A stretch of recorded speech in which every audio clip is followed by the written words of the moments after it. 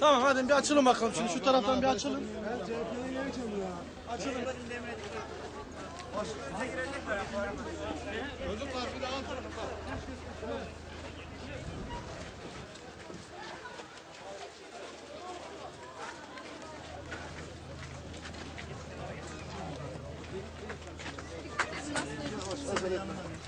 Müsaade edin ona şimdi.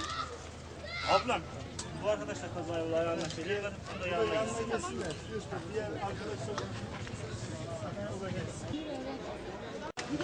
Düzeltir buna mı orada?